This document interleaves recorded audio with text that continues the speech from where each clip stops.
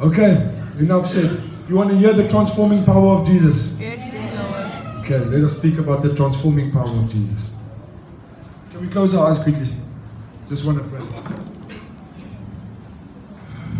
Jesus. Oh, Jesus, we love you. Jesus, I just want to come right now and thank you for setting that young girl free. Oh. We just want to praise you right now, Lord. And I just say thank you for that. Jesus, I want to say, I come and I worship you and I thank you for the transforming power of your love. Lord, I want to come and I just want to, out of my own, say thank you that you changed a wretch like me. Someone that was rotten. Someone that didn't believe in you, didn't love you. You see, Jesus, I wasn't pursuing you, but you were pursuing me. And you came and you saved me. Thank you that you are using me now to speak truth. Because the truth is what sets people free. People need to hear the truth about you, Jesus. I thank you. I thank you that you're guiding every word that comes out of my mouth. All honor, all glory to you, Jesus. Amen.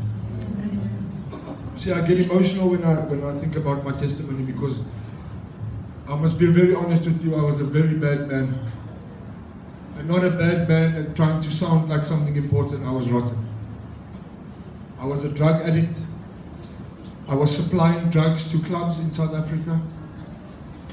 You see, the devil tricked me. I grew up in a fairly good home. My mother and my father tried their best, but they also didn't know Christ. So young children, I want you to understand something. Don't be too hard on your parents. They're also trying their very best. But until Christ comes, everything seems like a blur. That's why parents in here, seek Jesus. Seek God with everything inside of you, so that you can be the example you're supposed to be for your children. My father wasn't the best man, also had a rough life, but I don't point at him. I don't blame my father for anything. I praise Jesus for since I've been saved. I say my father's been saved and been baptized as well.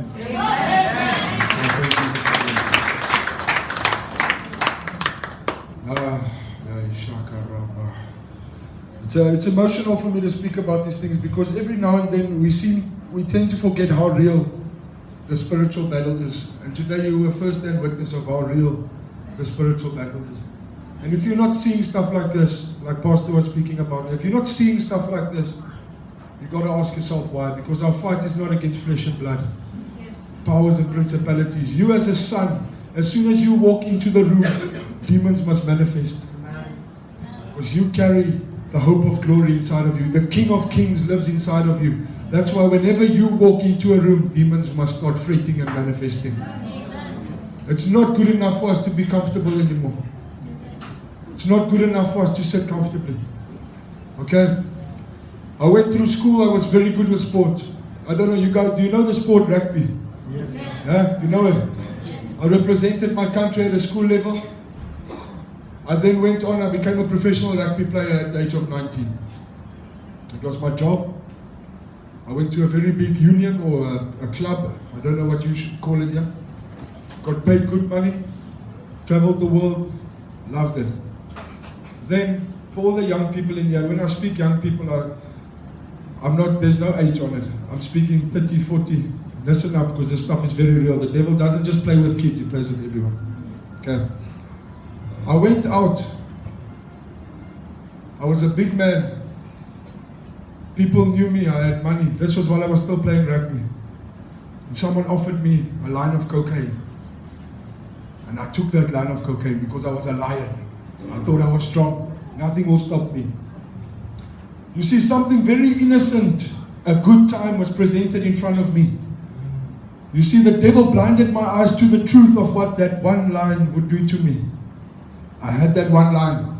And let me tell you, I had a fantastic time that night. Now, can I speak real? I speak honestly. I had a very good time that night. You know why? The devil won't show you the bad part in the beginning. He will make it seem very appetizing and real to pull you in. Imagine if the devil had to come with his horns and say, this is bad, this is what's going to happen if you have that. You will stay away from it. That's not what he does. He makes it look very appealing, makes it look very nice. So you do it. And then the slippery slope starts. Before I knew it, My rugby career was over. I was taking so much drugs that I got a heart condition. My heart enlarged and I had to stop playing sport. My dream was lost. My identity was lost. You see, I didn't know Jesus. I didn't know Jesus. So I took my identity from everything around me. Before I knew it, I had no career left. So what did I start doing? I started rebelling and I started fighting. And I was very good at it. Before I knew it, people were offering me money to hurt people. I was doing debt collections. My dad wasn't scared of a gun either. I did unspeakable things that ate my soul up. When I met my wife, she asked me a simple question the one day. I was living a very dark lifestyle. She asked me, do you know God? I said, well, he must be real because I've seen the devil. She says to me, what do you mean? I said, I see the devil in the mirror. And that might sound funny to you, but in front of people, I started getting a reputation and my name started building up. So I had to keep this front up.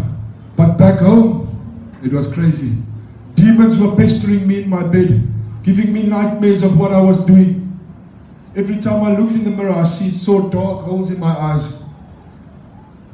You see, I didn't believe in God because I thought I was God.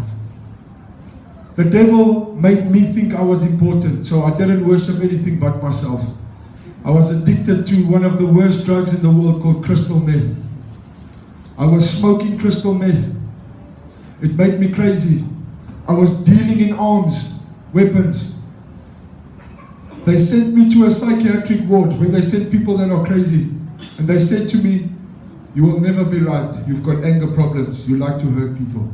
Take this medication. Antipsychotic medication.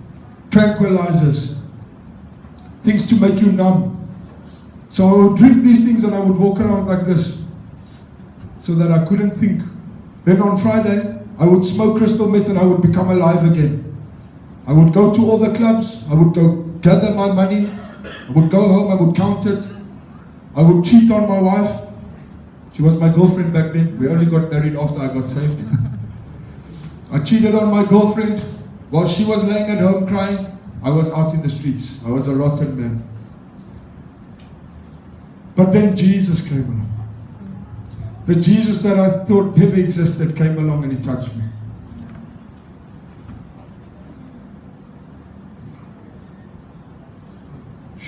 You see, people, this is very real because a story is just a story to your ears, but I live that story. Yes. The story just sounds like another story, but I live that nightmare. So excuse me if my voice goes a little bit, but this is very real to me. It's bittersweet when someone asks me to share my testimony because I want to forget it, and I've asked the Lord to help me forget those days. I gave my life to Jesus when I was sitting on a couch after my wife kicked me out of the house. I was sitting in another man's house. Every time I was in trouble, I would go to his house and I would tell him to go sit in the room, and he was too scared. And he would go sit in the room and I would take over his house. I was sitting on a couch. I had a gun next to me. I had an empty wallet and a broken cell phone. And I said, where's all the money now? Where's this nice fast life that I got addicted to? Fast cars, women, drugs, everything that a man could want I had for 4 years. I thought that's what I needed. And I sat on a couch and I had nothing left. You see, the devil didn't tell me that every relationship in my life would be ruined because of that lifestyle. So young people, parents, listen to me. It might seem, you see, devil, you will not stop me.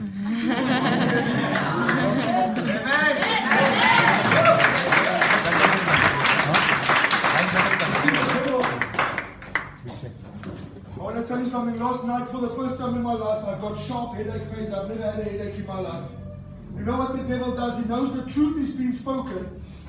He knows that he's going to be revealed as a liar today. So he will do everything in his power. Everything in his power to stop the message from coming through. Okay? I was sitting on that couch. Give the mic. Use the mic. Is it on? Yes, It should be. come on.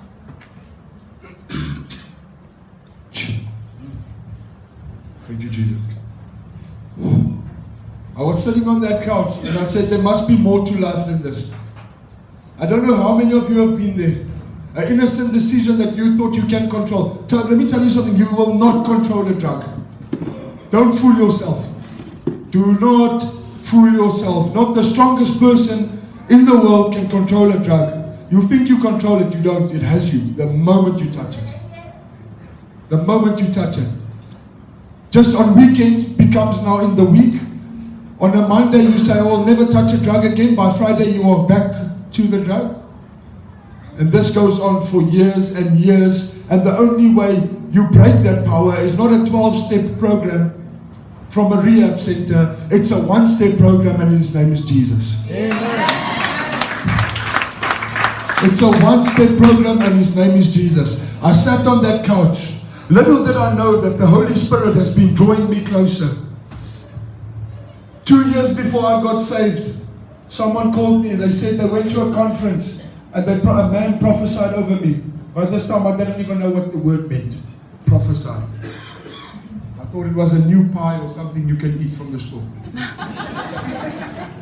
They said, your cousin, he was speaking to my cousin, he said, your cousin, his name is Andrew. This guy came from another country, didn't know me from a bar of soap.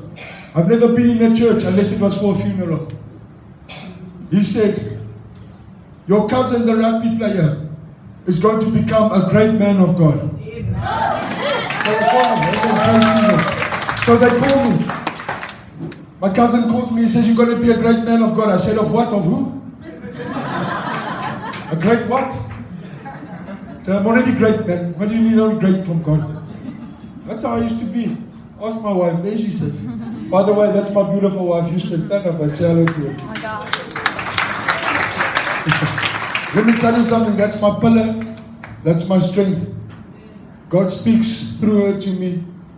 Keeps me humble. Brings truth to me, and I thank God for it. Amen. Where was our Holy Spirit? Prophecy. Yes.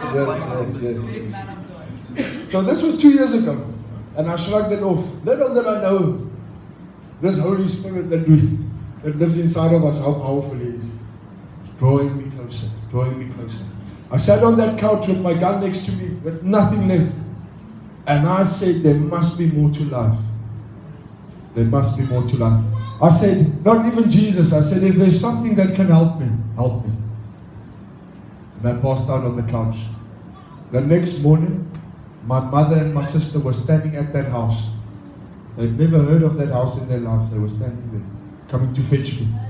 It's the first time that I've seen not the first time, but there was big periods of time where I just disappeared, where there was either gone or drugs. They never saw me. And my mother and my sister came to fetch me.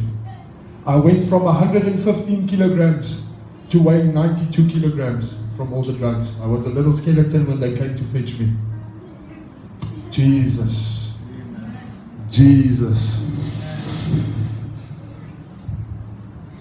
I went and I gave my life to Jesus the very next day. I went to that same cousin that called me and said, you're going to be a great man of God. I said, can I come stay with you for a week? Not knowing what I was asking him. I said, can I come stay with you for a week? He said, come. But on one condition. You chop up your SIM card and you disappear off the face of the earth. Which was very necessary for me because the lifestyle I was living, I had to break all ties. It was a criminal lifestyle. Police were looking for us. It was a fast life, the things you see in movies. That's what I lived. I had to break all ties. I cut up my SIM card and I threw away my phone. No one knew where I went. My girlfriend at the time, which is my wife now, thought I was dead. Come on. Amen. How will you come on now, man? Jesus, man.